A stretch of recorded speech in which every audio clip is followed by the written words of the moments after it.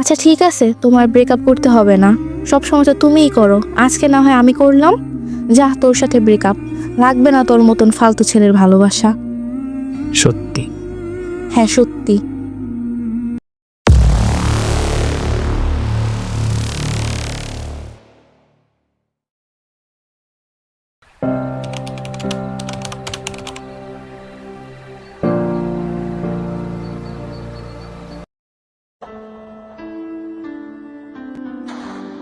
তোমাকে একটা কথা বলার ছিল। কি কথা? তোমার সাথে আমি আর রিলেশন রাখতে পারবো না, ব্রেকআপ করব। মানে কি? কি হইছে? কিছু না। কিছু না মানে কি? যখন তখন ঘুমের ওষুধ খাও, হাতে ব্লেড মারো। এইসব আমি কার জন্য করছি? তোমার জন্যই তো, তাই না? তোমার জন্য বাড়ি থেকে বের হইলাম, তোমার জন্য জব করতেছি আর টাকা তোমায় দিচ্ছি, তোমার জন্য ঘুমের ওষুধ খাই, এমনকি হাতে ব্লেড মারি। কত মার খেয়েছি তোমার জন্য আমি। আমার সব বান্ধবীদের সাথে সম্পর্ক নষ্ট করে দিছি তোমার জন্য। কোরআন ধরে ওয়াদা করছি তোমার জন্য, আর সেই তুমি বলছো আমার সাথে ব্রেকআপ? কেন করবা বলো না? নাকি বাসায় এই মাসে টাকা দেবো এই জন্য এমন করতেছো? তোকে তো বলছি আমাকে ছাড়া অন্য কাউকে টাকা দিলে ব্রেকআপ করে দিব। আচ্ছা ঠিক আছে, তোমার ব্রেকআপ করতে হবে না। সব সময় তো তুমিই করো, আজকে না হয় আমি করলাম। যা, তোর সাথে ব্রেকআপ। লাগবে না তোর মতন ফালতু ছেলের ভালোবাসা। সত্যি? হ্যাঁ সত্যি। ওকে, ব্লক দিচ্ছি। আরে দাঁড়া, তুই কেন করবি? আমি করে দিচ্ছি। শোন, আজকের পর থেকে তোর ওই জঘন্য মার্কা চেহারা আমার সামনে নিয়ে আসবি না।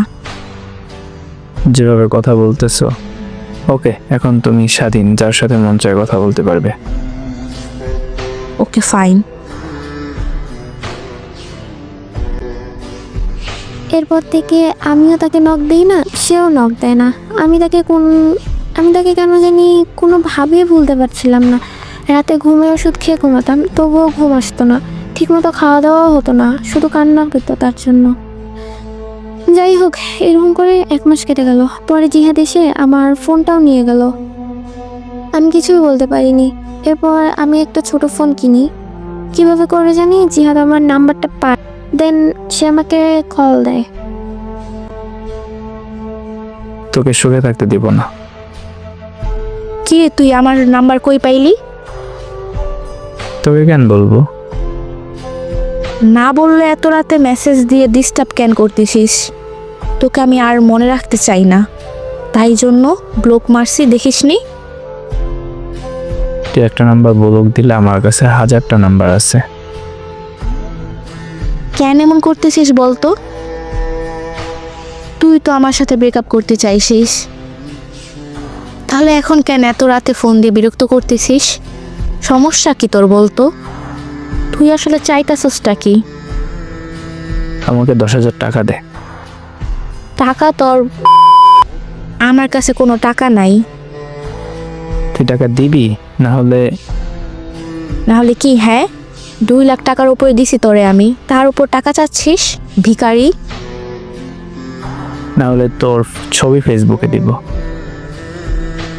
আমার ছবি পাবি কই এফবিতে দেওয়ার জন্য? তোর মোবাইল আমার হাতে, মনে রাখিস এখানে অনেক ছবি আছে। কেউ চিনবে না, সব বোরখা পরা ছবি আছে।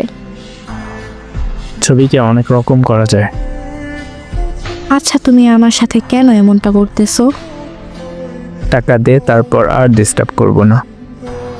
তোমাকে তো 10,000 টাকা দিয়েছি, কসম কথা, আমার কাছে আর কোনো টাকা নাই। যা ছিল সব তো দিছি, বিশ্বাস করো।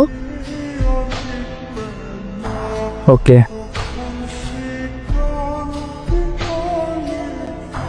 এরপর আমি আমার জবটাও ছেড়ে দিই, কারণ সেইখানে এসে ডিস্টার্ব করতো অনেক। কিছুদিন পর আমি অনেক অসুস্থ হয়ে পড়ি, আমার টাইফয়েড পজিটিভ। হাতে তখন কোনো টাকাও ছিল না, এদিকে জবটাও নেই। যাকে 2 বছর ধরে ভালোবাসলাম সেও নেই, হাতে বড় ফোনটাও নেই। এছাড়া বাড়িতে বলতেও পারছি না। তো সব মিলিয়ে ডিপ্রেশনে চলে যাই আমি। কিছুদিন পর দেখি জিহাদ আমার ছবি ফেসবুকে দিছে আমার আইডি থেকে। এগুলো দেখে আমি আর সহ্য করতে পারছিলাম না। তারপর সিদ্ধান্ত নিলাম আমি আত্মহত্যা করব। তারপর ফার্মেসিতে গেছি বিষ কেনার জন্য, কিন্তু দেয়নি তারা, তাই বাসায় চলে আসলাম। তারপর মনে পড়লো আমার একটা পরিচিত ভাই আছে পুলিশ, ওনাকে কল দিয়ে সব বললাম। এরপর উনি জিহাদকে ডেকে এনে আমার ছবিগুলো ওনার সামনে ডিলিট করায়। এরপর থেকে জিহাদ আমাকে আর ডিস্টার্ব করতো না। আমাদের রিলেশন ছিল 3 বছরে। 2020 সালে জুন মাসে শুরু হয়েছে, 2023 সালে জুন মাসে ব্রেকআপ হয়েছে।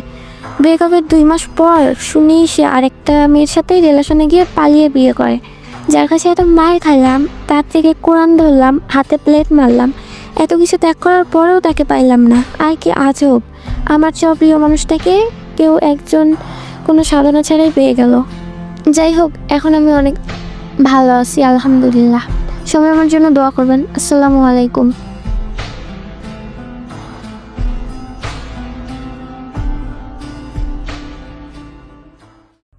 আসসালামু আলাইকুম। কিছুদিন রেগুলার ভিডিও দিতে পারি নাই, কারণ হয় না, আর হয়তো বা রেগুলার ভিডিও দিতে পারবো না। এইরকম কিছু টুকটাক মাঝে মধ্যে অফ যাবে। আর আমার অ্যাকাউন্টের যেহেতু রিচ ডাউন, তো ওই রকম আগ্রহটাও আসে না। আর আপনারা একটু বেশি করে কমেন্ট করেন, তাহলে হয়তো আগের মতো রিচটা পাবো, আগের মতো ভিডিও দেওয়ার ইচ্ছাটা জাগবে। এরকম রিচ থাকলে হয়তো আস্তে আস্তে মন থেকে ভিডিওর এইসব ব্যাপার সব কিছু ইচ্ছা চাইবে, আর ভিডিও দিতে মন চাইবে না। তো যাই হোক, এই গল্পের ব্যাপারে কিছু বলি। এই গল্পটা তো ওই দিনই বলছি যা বলার, তারপরও বলি। একটা মেয়ে, এইরকম বলদ মেয়ে দেখা আপনাদের হয়তো বা প্রথম, যে এতটা বলদ থাকে যে টাকা দিলে প্রত্যেক মাসে যখন স্যালারি আসবে তখন ব্লগ খুলবে, আবার স্যালারি তারে না দিলে সে আর কথা বলবে না। তো একটা বলদ যে পাগল, সেও বুঝবে, যার মাথায় সমস্যা আছে, যে ও টাকার জন্য আমার সাথে এতদিন আছে। সম্পর্কটা 3 বছর হইলো, যে 3 বছর হয়ে থাকলে যে 1.5 বছর বা 2 বছর টাকা দিয়ে রাখছে, ও ছিল 2 বছর টাকার জন্য, আর 1 বছর হয়তো বা প্রথম আবেগে কাটাইতেছে। এরকম, এটা কোনো ভালোবাসাই ছিল না। যাই হোক, গল্প শেয়ার করলে পেজে নক দিয়েন। আর এরকম স্টোরি যদি শেয়ার করেন একেবারে A to Z সব কিছু ক্লিয়ারভাবে বললে, তাহলে স্টোরি শেয়ার করেন। অর্ধেক বললে আর অর্ধেক পেটের মধ্যে রাইকে স্টোরি কেউ দেবেন না, কেমন? স্টোরি শেয়ার করলে পেজে নক দেবেন। পেজের লিঙ্ক আমার ভিডিও ডিসক্রিপশনে পাইবেন না, আমার চ্যানেলের ডিসক্রিপশনে গেলে সব রকম প্ল্যাটফর্মে যে সব জায়গায় অ্যাকাউন্ট আছে সবগুলোর লিঙ্ক দেওয়া আছে, পেয়ে যাবেন। তো এখানে নক দিয়েন।